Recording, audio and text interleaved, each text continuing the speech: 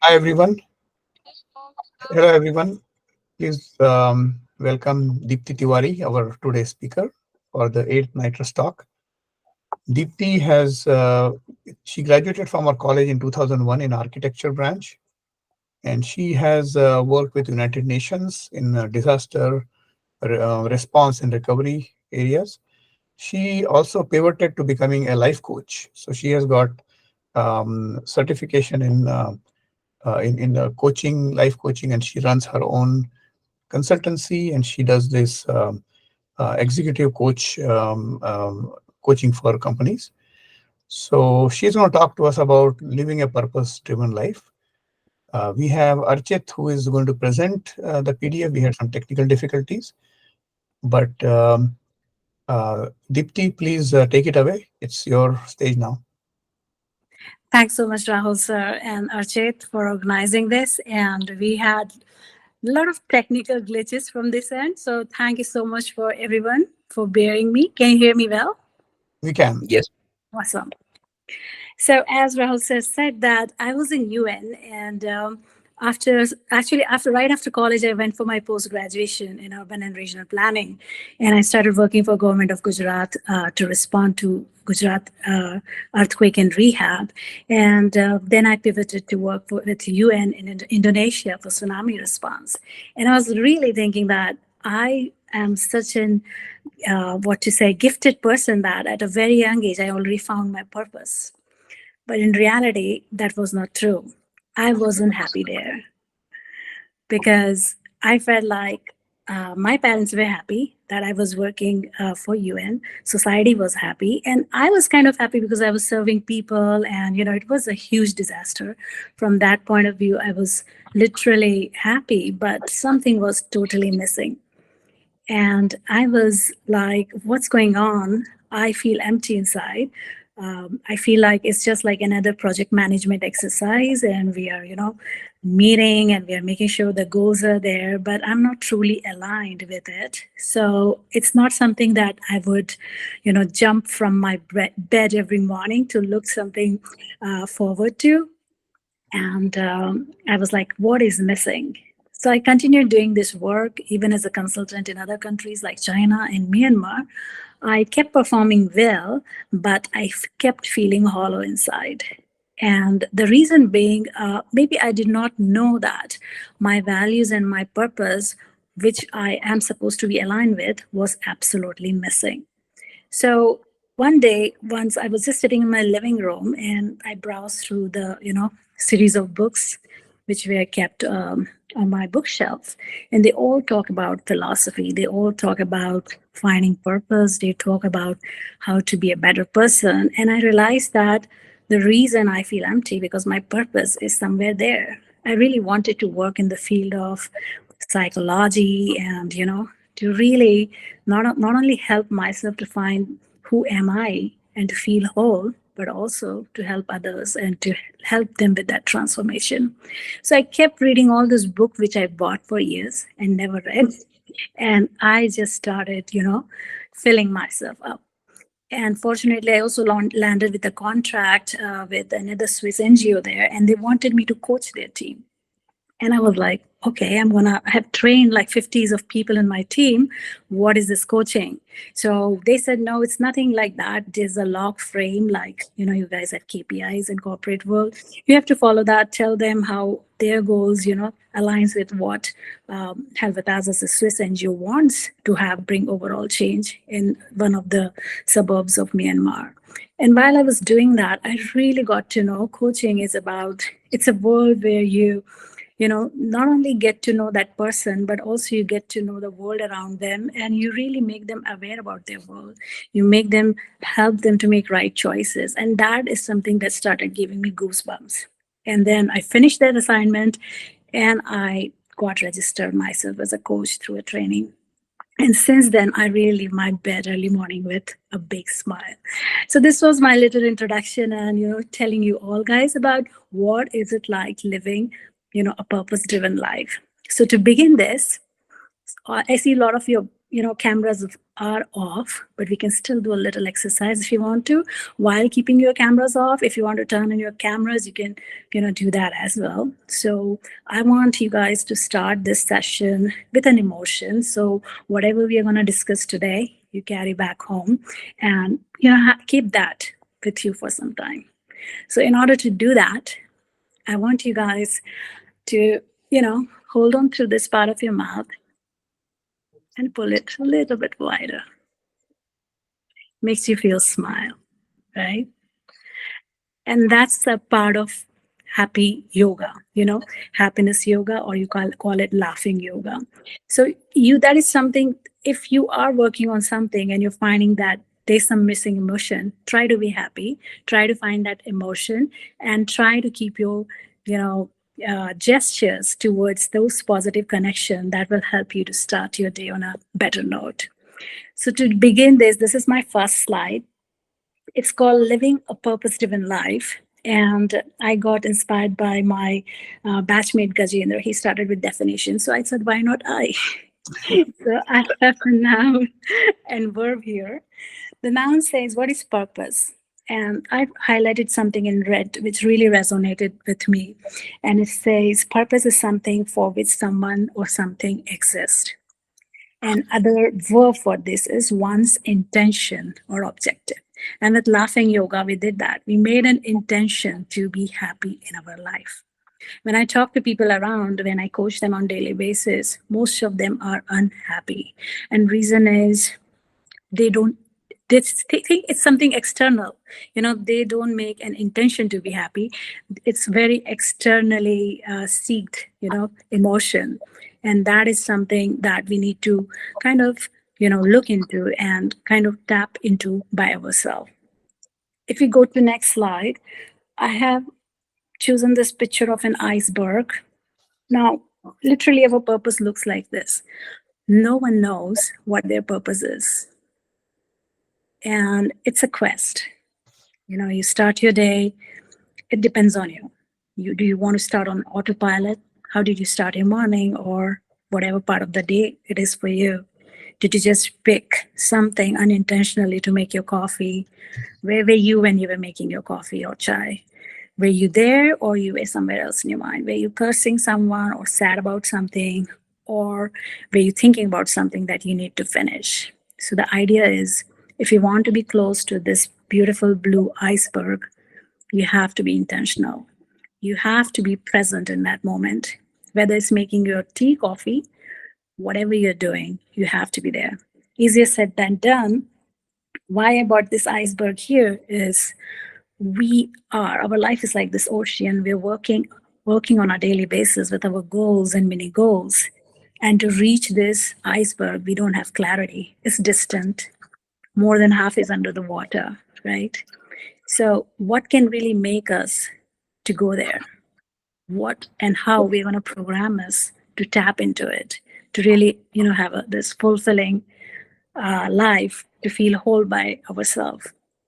The reality is, if you know your purpose, you don't have to really struggle to get there. The goals and the mini goals that you want to design to, move yourself towards it, they will be kind of effortless. And that's the overall goal for this session, for all of us to know how do we get there, how to make it effortless, and how to live a life like that. Let's go to our next slide. As you see, when I was in college, there were some guys, they used to wear this t-shirt and it says 50% downloaded, 20% downloaded. And this picture also reminds me of that. Our purpose is loading, is still loading. And the reality of our purpose is we will be never full with, in terms of, really going and touching that iceberg. And that is what is life. We keep evolving, we keep growing. And the whole idea of purpose is our values and our desires and our needs, they're going to be influenced with our surroundings, with the people we hang out, the progress we make, the aspirations we have. We all are evolving over the period of time. And so is the overall definition of purpose truly is. So the need here is to be intentional about it and do not stop. The people who stop by saying, I'm 60, I'm 70, I'm 75. No, you have to keep evolving, keep, making that purpose crystal clear till you're on this planet Earth. Keep striving, keep doing that, because it is just gonna bring you another better version, another better version, another better version. So if we go to our next slide, this is something I really like about it. I've been working with my clients and we're working on their peak performance. And peak performance is, people think, is it about having that clock that helps you to, block certain amount of time? Is it about only skills? Is it about, meditating more? What is peak performance? And as you see, being at one's peak is to live purpose-driven life. So you just leave your bed happily, you're intentional, and you are doing what needs to be done. You're complaining less, you are appreciating more, and you're not comparing yourself with others, because everyone has a different purpose. So it doesn't make even sense, right? Comparisons. Human in himself or herself spends loads of time in guilt or in comparisons, feeling insecure. My God. Yesterday I had a call with my client and she was like, I feel insecure because the person next to me, he is so flexible. He is so flexible in transitioning from one project to another. So it's about, hey, are you insecure because he is good in transitioning, or you are not ready to transition? What do we hear here? We hear that she doesn't like changes, but she wants to be like him, right? So she wants to learn how to be open to changes in life. So most of the times, all these feelings and fears which are popping in our head, they are a sign that we want to be someone else. And that would also mean that you're on a wrong path. You want to be somewhere else with a better mindset. And how do you work on it? By just changing all the physiology that is not serving you anymore, right? Going back to those corrections and awareness, and just making yourself better by removing all those doubts and things that are holding you behind and telling you, hey, you have to be better than someone else. It's not about that. You have to be better than who you were yesterday. Okay, guys, I speak really fast. Should I slow down? Because that's what I'm also active in Toastmaster. And every time my evaluator says, you speak so fast. Should I slow down? Can you guys tell me something about it? Are you okay with my speed?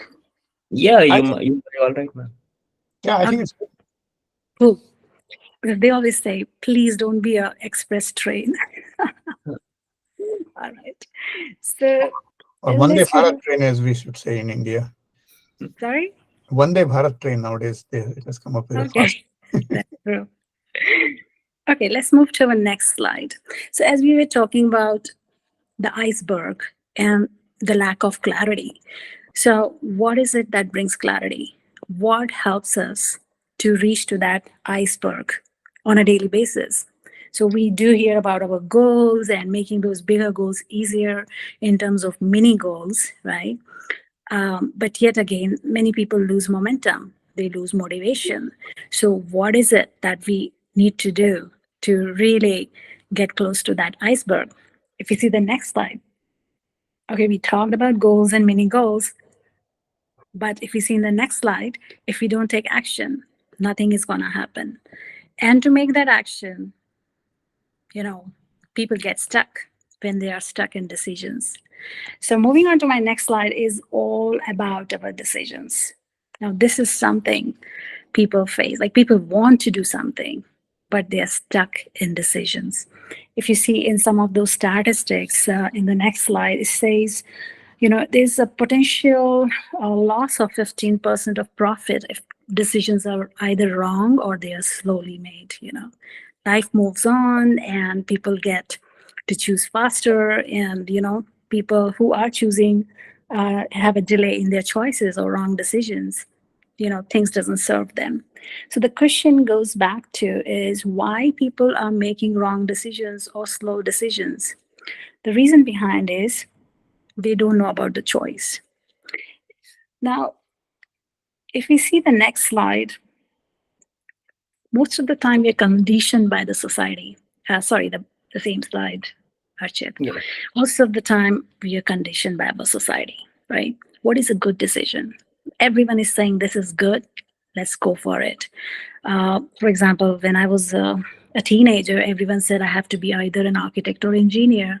Forget about architect; they did not know that you have to be an engineer, right? And I didn't score, like I'm not programmed to be an engineer, but it was a good choice for them because everyone was doing that. And I took architecture. I never practiced architecture. I just ran away from the whole architecture field. It did not suit me, but it was a good decision for the society, but a good choice for the society. But it was a bad choice for me because my DNA was not to be an architect. Maybe someone else, like my seniors and batchmates, they're doing so well as an architect. So this is about the choices. Now, you can make a good choice or a bad choice depending on what kind of information you have. If it is aligned with your purpose, that means you will automatically seek a lot of information to make a right choice. If it is not, it's obviously a bad choice. You will save time. I lost my 5 years, but I did learn a lot from architecture, which I apply in my life. But I would say that it was a bad choice for me. Going on to the next slide. What else make our decision delays when we have so many choices to think, right? So many choices to pick from. So if you want to live your life with your purpose, but if you have so many choices, that means it's time to prioritize. You need to prioritize what are the top three things, what are the top two things that would help me to take actions to move to those mini goals and goals and to really get closer to that iceberg. So having that clarity and awareness really helps. Let's go down to the next one. Now, this is something important. Be intentional about your choice. So, let's take an example. Like someone was saying, I feel like in my relationship, I'm suffering. And I feel like the choice I made was, I'm not accountable for it because most of the time I tried really hard to give my best in that relationship, but the other person did not give it to me. So now it's about that. Like, look, what choice you made the choice, right, to start that relationship, and now it's your choice.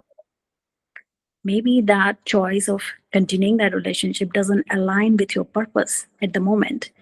But since you make the choice, so now you own the accountability to either stick there and suffer, or you don't stick there, you evolve out of it and continue towards another relationship or another, whatever it is that stick with your purpose because it's truly killing both of them. So, what it is it like you just sit there in that relationship where both of them are suffering, whether it's a professional relationship or personal relationship, or being intentional about it and telling it, look, it's not working. We both are accountable for it and we need to move on rather than we are wasting the time in being reactionary or rather being proactive and taking the next step. So I guess I would like to say in this, like, everyone can make their choices, whether it's relationship, whether it's, the things they choose to continue their life. It could be right and wrong. It could be right for someone, or it could be wrong for someone. Wrong for those for, for whom it doesn't align with their purpose, and right for those where it truly, tells that, okay, that this is for you because it gives me those goosebumps and it makes me feel like I am myself. I'm the whole person. I feel fulfilling doing that. So moving on to next slide. This is something interesting for an afternoon or a morning for you guys. It's a picture of ice cream. I think we haven't scrolled in the screen sharing yet. Can we go to the next slide, please? Yes. So how many of you like this picture? If you can give me a thumbs up for that. All right. There are many thumbs up. So this picture is actually, it's kind of giving us loads of emotions. It's a happiness hormone.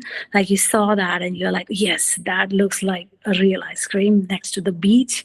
And it is, when it comes to choosing that, you're intentionally choosing this ice cream, right? Because you know that if I eat that, I will be happy. But if I tell you, if my batchmate Gajendra is not going to pick it, although he gives a thumbs up, but if I tell him it has 40 grams of protein, he will pick it right away. It's an informed choice. So he will be intentional and he's going to choose that because he is a workout person. Like he works out so much and he gives a thumbs up too. So, what I want to say is if when you make an intentional choice about something, you know that it's going to serve you, or you also know that it served you in the past. So, you are going to be happy about it.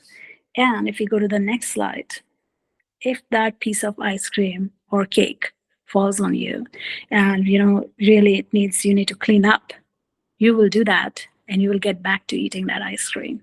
That means you are ready to take an effort for a choice that is intentional, because after doing that the end result is really nice, right? It goes up for the pull up also. People do that. If you go to the next slide, pull up is intentional because they know after this workout how they're going to feel about it, right? So there is a work. It is beyond their comfort zone, but they know that if my value is keeping fit, if one of my values is being healthy, I'm going to do that and it's going to help me in longer run. So the intention here is to be fit, right? So the choice will be, even though it's difficult, you're going to make that to move closer to your purpose, that is to live a healthy life. If you go to the next slide, it says, whereas if you keep doing unintentional choices all your life, that is going to pull you down. Something similar to my experience I've told in the beginning. And it takes a lot of work to be intentional. It takes a lot of clarity to be intentional. And if you live every day having that clarity and intention and having that intention, then life is definitely going to be, working out in a different way for you. So if we move to the next slide, it says we are ready to put more work in choices that makes us feel alive. We are ready to be uncomfortable. It's just summary of what I said above. We are ready to be, in the next slide, reactive versus proactive. So if your choices are intentional, you will be proactive. You won't be reactive. You won't spend your day complaining about yourself or your day or your life. You're going to celebrate it by being proactive. So I want to discuss here on this slide itself, like, when we talk about workplace relationships, a lot of things in terms of team engagement, team performance, team dynamics, they suffer when people are being reactive, not being proactive, taking things personally. So what would that mean? It would mean that the whole team is not aligned with their purpose. They are not aligned with their choices. They are like, okay, we are here, just another day. We need to perform. And we don't know what is our purpose. So a lot of firms and corporates, they are at the moment investing a lot of money to help their employees to find their purpose. Not only that, they're also spending a lot of money to, make them feel aware in terms of, dealing with their day-to-day emotions and also their wellness. Like, for example, employee assistance program being one of the perks of the jobs. It's no more necessity. In fact, it's a must thing for most of the corporates right after COVID, because people started realizing that specifically when the people started resigning, there was a huge number of people, like around 1,900 something CEOs in US itself. Around 2002 they resigned, and 19 of them, they died at the job. The reason being definitely burnt out, and they were doing things what society was asking for, but they were not truly aligned. So after that, and being staying by being at home, having to do with work from home and things like that, people really realize that it's so important to be purposeful in life. It is really important to know what is their purpose. So in order to tap into your purpose, we're going to do a little exercise in this slide. I designed this on Canva, and it has 3 categories. If you have a paper and pen, I would like you to do a little bit of brainstorming for yourself and think about your past, your present, and future. And I would like to know, like, what is in the past that you love doing? Take your moment and just write about it. I hope everyone has pen and paper. If not, please take some time to get it.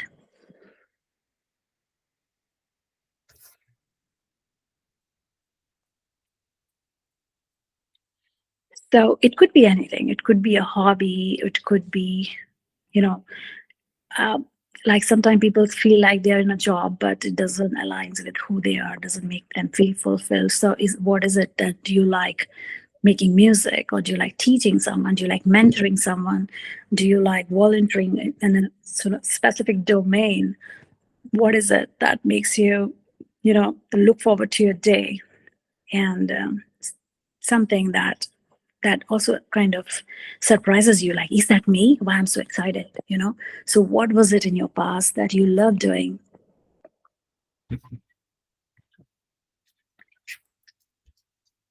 If you guys are done, then please give me a thumbs up. You want us to do all three, like choices you made, or just the first one? Oh, I wanted to finish past and then we go to future. Sorry, Oh, present, future. I'm taking it a bit slow because it is more of like reflection. yeah, yeah. And so I'm done with that. Okay, cool. And then I wanted to know that what great choices you made in your past. It could be one, two, three. Let's stick to three. It could be two also. So I mean, max is three. What great choices you made in the past?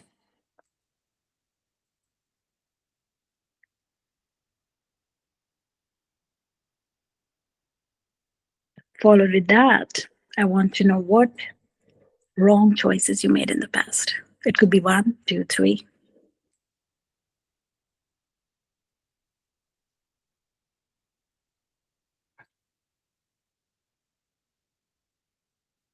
And for the great choices you made in the past, what difference it made to you and to people around you? Could be a one word answer.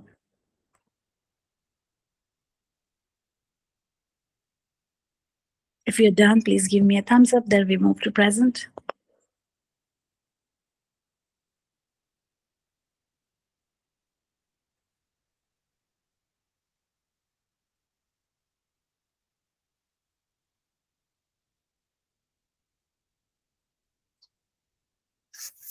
All right.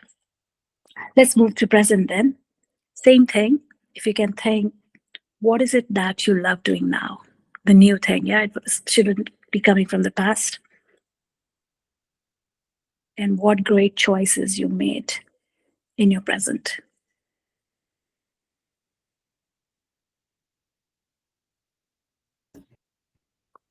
I also want to know the same thing, what wrong choices you made in your present,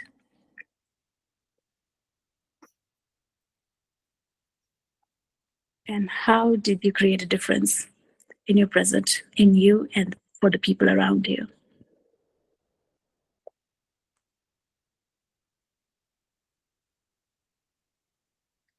If you're done, then we move to future. Give me a thumbs up if you're done. Or else take your time.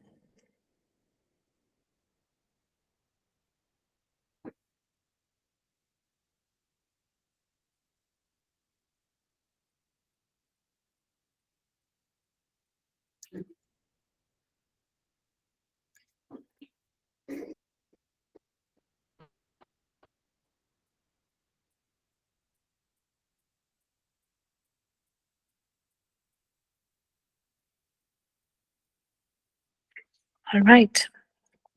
Let's move to our final one. This is really important, your future. So, what do you think you will love doing in your future? Something you did not get time in your past and present, but something you have been craving, urging to do so.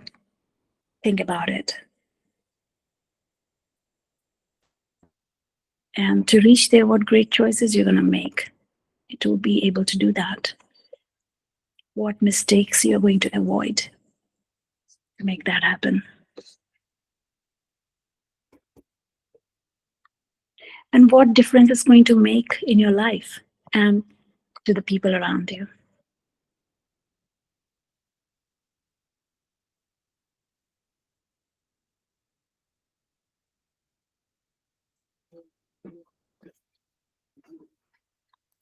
So if you're done, please give me a thumbs up.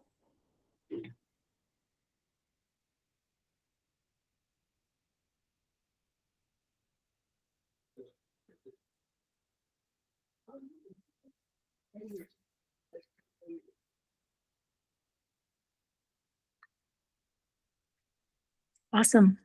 Can I move on? If someone wants me to stay, please, hold your hand. Okay. All right.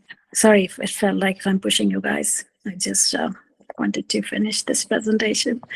If you think it was a short time, you can also reflect later. It's something that I would recommend give loads of time. If you think this was not enough, definitely it's not enough. But you know which direction you have to head.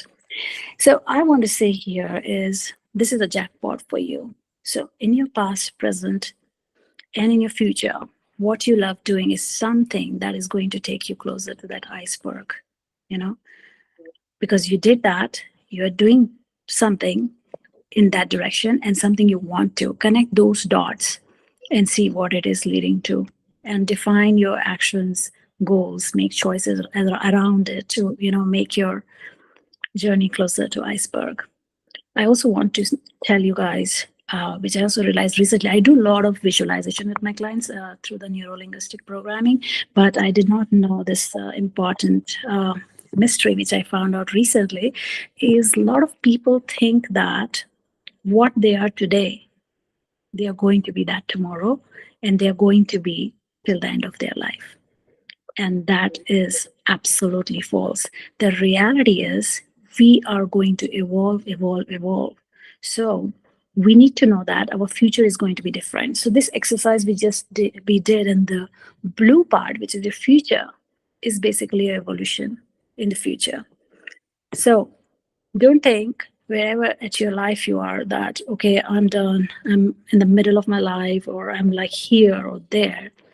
Your life is, if it is intentionally designed, it's gonna take you closer to that iceberg, and always focus on that blue note. You have to be in present, but you have to focus on that blue sticky thing that you worked on for your future, because that will be a north star. You have to work towards that north star. That will be something that will motivate you, because you have something to look forward to, something to work towards it.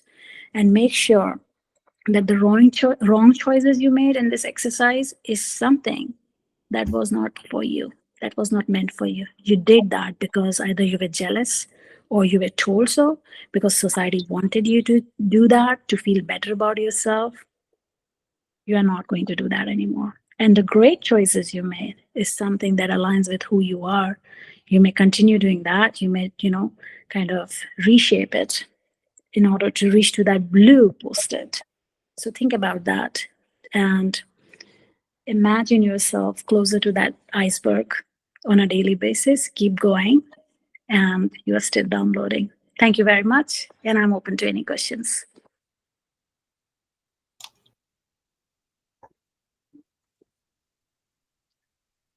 That's so many claps. Thank you. So thank you so much, Deepti. It was a very good presentation, very motivational, and I think most of us are going to go back and watch it again in the recording and do these three past, present, and future exercise. I'm definitely going to do that. I wrote it down, and I realized that I need to spend some more time on that. So that's good. So what we'll do is we will. I don't have any questions in the chat, so we'll go by the raised hands, Yeah. and followed by that, if anybody else wants to ask questions, we can do that. So we have Shrikant, my batchmate. So you're not the only one with your batchmate. My batchmate Shrikant from Canada has raised his hand. Shrikant, please ask your question. Hi, Deepti. First of all, I must congratulate you. Wonderful presentation. Thank you, sir. Organized and very thoughtful. So Thank you. thanks for all this. Questions, of course, we all will have a lot. I have a comment and also some kind of question you can say is that, all of us say that the life is all the choices you make. Life is what you choices you make in life. But at the same time, there is something called destiny also, because you will choose something from the choices that you get in your life. And many a times you may not get the right choice that you always want to do. So a good exercise, and I don't know about others, but as it happened for me, is that your past and present is related to your profession mostly, because we spent our life mostly whatever we have done for so many years, and at least we don't know any other life than that, right? So that's why there could be a big disconnect between what's the past, present, and the future. And like you said, the life is always evolving, but it will evolve if you get the right choices which lead you to your purpose. So there are a lot of unknowns also, whether you will get to that purpose ever in your life, depending on what choices you get. So Absolutely. confusion. And sir, in reality, that iceberg will be always little farther for all of us because, as we evolve in our life, as we surround with, new values that we get from other people, that new energy, new ideas, we kind of also, our bubble of having our purpose kind of also evolves. So although our purpose will be distant, but it all the choices we make, our progress is on those goals and mini goals and celebrations that we are making to define that how much you have downloaded. So for example, if I'm going to say I'm 50% downloaded, right? uh, just an example, if I'm 50% downloaded but my destiny is not yet there, that would mean to have an introspection, like what is your destiny, right?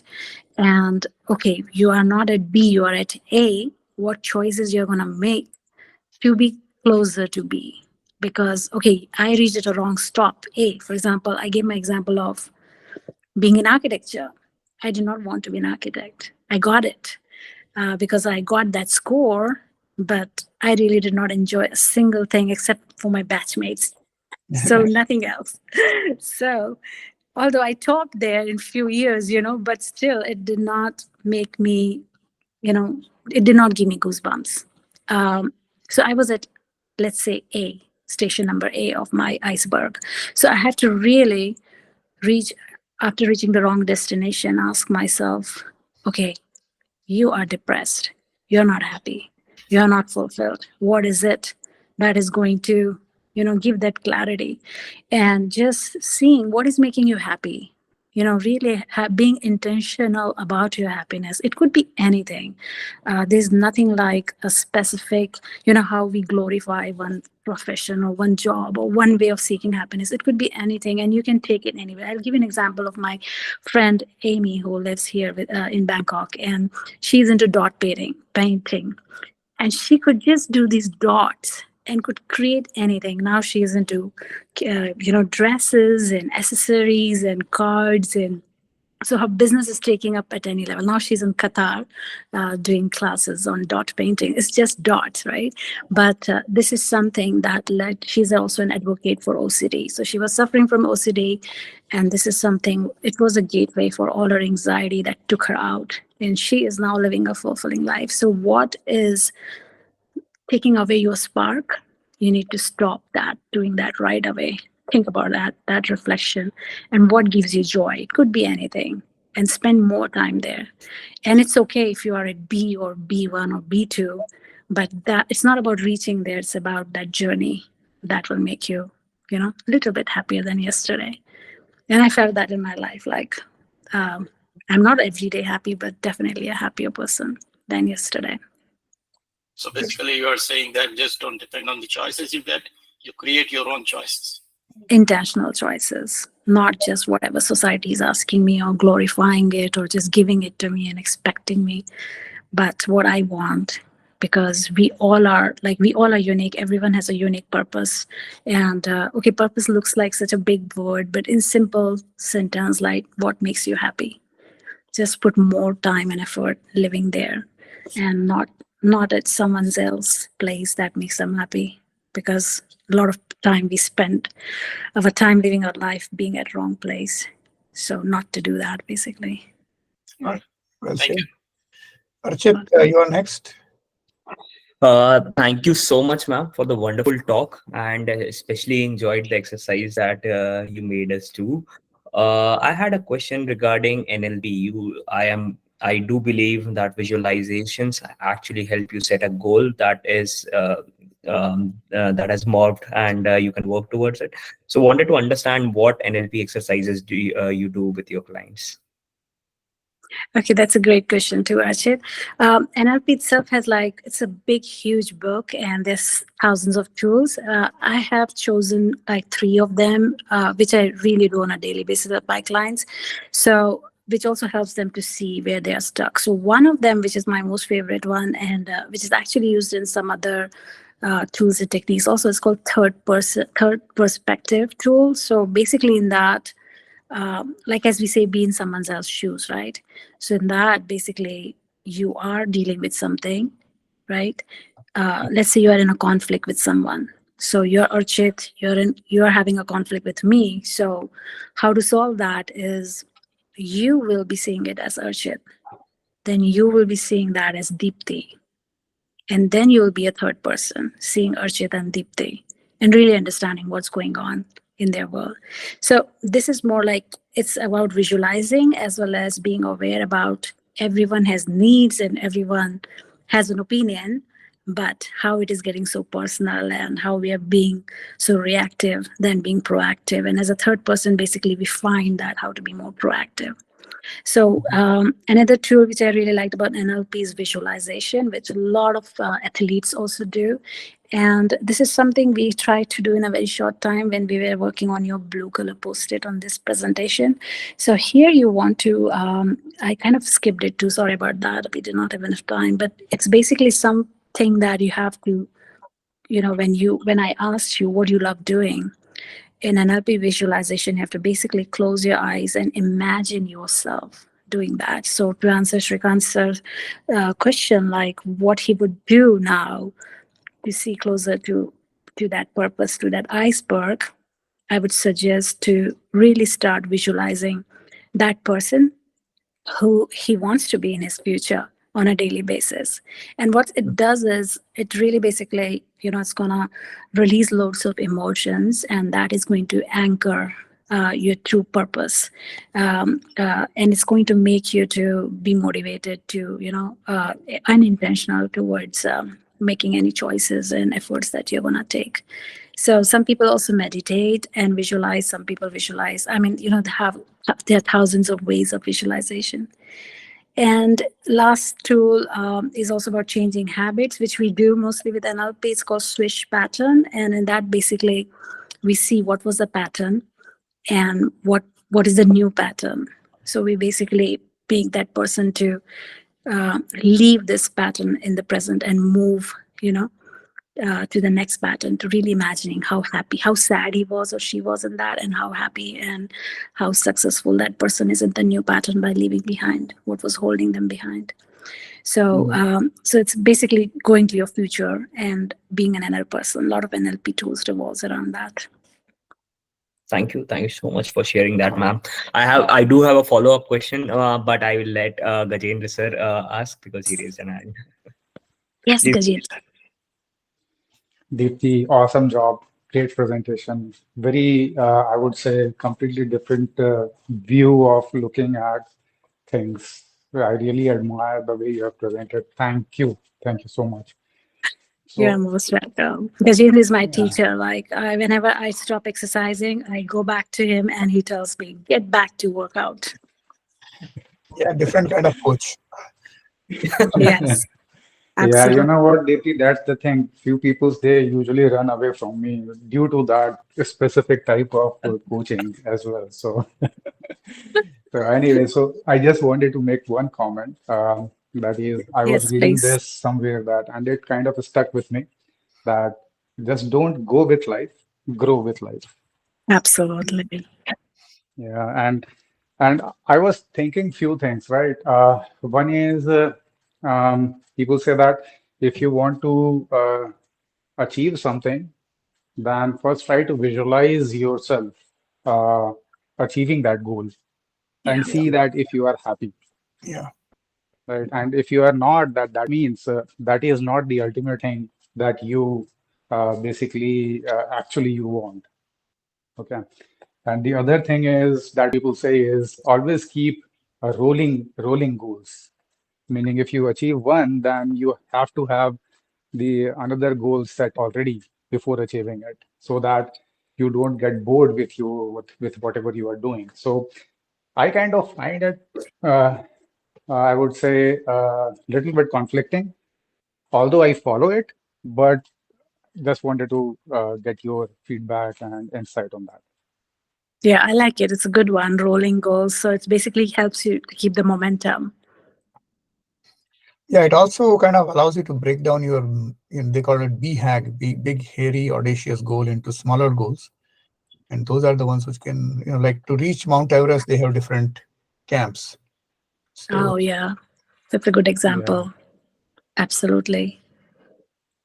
And if someone is not enjoying that process, maybe that would also mean it's time to pivot and find, something else that would make them enjoy those goals. yeah, Hmm. great. Anybody else wants to ask? I have a question, but I want to let others first choice and then. I have one, sir. If you allow, I can go ahead. Oh, go ahead, please. So, ma'am, you did mention that you registered yourself as a coach. For young people who want to get into this field, how does one get registered as a coach, or as a life Right. coach? I would suggest you to go to through the ICF coaching certification, because it is something which is recognized internationally, and then it Mhm. will make you it a kind of suitcase carrier. Wherever you go, it goes with you. It could be like the digital nomad stuff.